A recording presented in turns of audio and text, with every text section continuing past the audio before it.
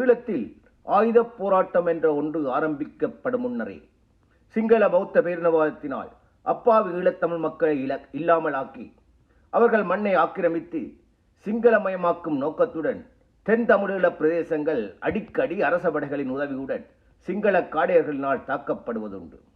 அந்த வகையில் 1948 இலங்கை விடுதலை பெற்ற பின்னர் நடத்தப்பட்ட முதலாவது நாடு தழுவிய சிங்கள பௌத்த பேரினவாதத்தினால் தமிழருக்கு எதிரான இன அழிப்பு 1988 மே மாதம் 22 ஆரம்பமாகி ஜூன் மாதம் வரை தொடர்ந்தது. அம்பாறை மாவட்டத்தில் கல்லோயா திட்டத்தின் கீழ் கரும்பு தோட்டத்தில் பணிபுரிந்த தமிழர்களை வெட்டி தீயிட்டி கொளுத்தி கொன்றதில் ஆரம்பமாகியது. அந்த சிங்கள பௌத்த பேரினவாதத்தின் வரி கல்முனையின் துறைநிலாவடை பகுதிக்கு நீண்டபோது அங்கு வாழ்ந்த வீரத்தமிழ் மக்கள் இலங்கையின் சுதந்திரத்துக்கு பின்னரான காலத்தில் முதலாக திருப்பி தாக்கி சிங்கள காடையர்களையும் துணைக்கு வந்த சிங்கள படைகளையும் தூரவிரட்டிய அம்பாறை மண்ணே தமிழன் இலங்கையின் சுதந்திரத்துக்கு பின் ஆயுதமேந்தி தாக்குதல் நடத்திய முதல் மண்ணாகும். அத்தகைய வீரமிக்க மண்ணில் அந்த களத்தில் நின்ற கனகசூரியம் என்பவரின் 6வது பிள்ளையாக 24 4ஆம் மாதம் 1964 தோற்றம் பெற்ற ஸ்ரீதரன் என்ற ஆண்டனி யாழ்ப்பாண மாவட்டத்தில் வசவுலான் என்னுமிடத்தில் ஸ்ரீலங்கா படையினரின் ஜெயசக்தி நடவடிக்கைக்கு எதிராக நடைபெற்ற சமரின் 3ஆம் நாளான 19 10ஆம் மாதம் 1990 வீரமரணத்தை தழுவிக்கொண்ட 33வது நினைவு நாள் இன்றாகும். இந்தியாவின் தமிழ்நாட்டில் தமிழீழ விடுதலை புலிகளின் பொன்னம்மானின் ஒருங்கிணைப்பில் ஹரிச்சந்திரா என்ற ராதாவின் நெறிப்படுத்தலில் நடத்தப்பட்ட 5ஆம் பயிற்சி பாசறையில் பயிற்சியை முடித்துக் கொண்ட ஆண்டனி ஒரு விடுதலை புலியாக தான் போர்கண்ட அத்தனை களங்களிலும் தன் பெயர் சொல்லும் அளவிற்கு வெற்றியினை தமிழீழ விடுதலை புலிகள் இயக்கத்துக்கு பெற்றுக் கொடுத்தார்.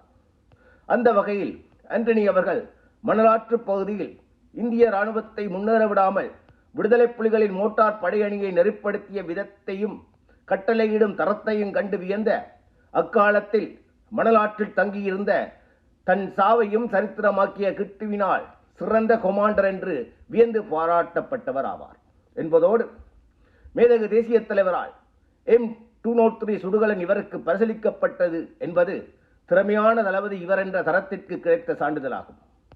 இதனை விட அதே மணலாற்று பகுதியில் தேசிய தலைவர் அவர்கள் கருணாவை மட்டக்களப்பு தளபதி என்றும் ஆண்டனியை அம்பாறை தளபதி என்றும் அழைத்து இருவர் தோளிலும் கைபோட்டு படம் எடுத்துக் கொண்டார். இந்த நிகழ்வு கருணாவின் அடிமனதில் சிறு வெறுப்பினை ஏற்படுத்தி இருக்கலாம்.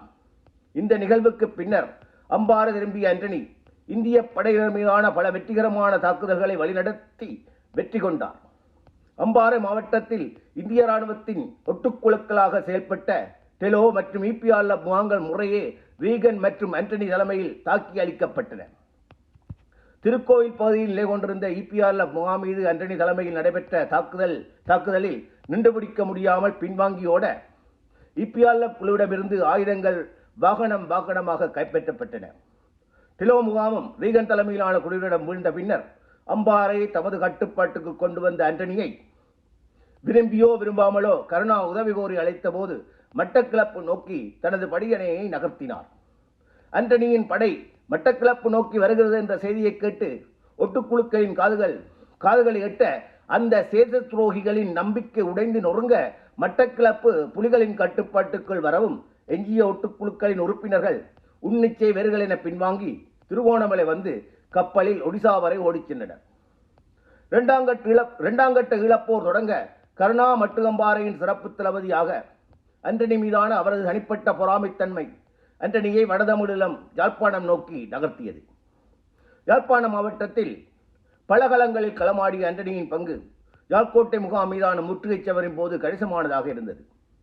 வசவுலான் நோக்கி வந்த இராணுவத்தை புன்னாலை கட்டுவனுக்கு வராது தடுக்கும் கடும் சவர் புரிந்த ஆண்டனி அந்த களத்திலேயே வீரமரணத்தை தனதாக்கிக் கொண்டார்.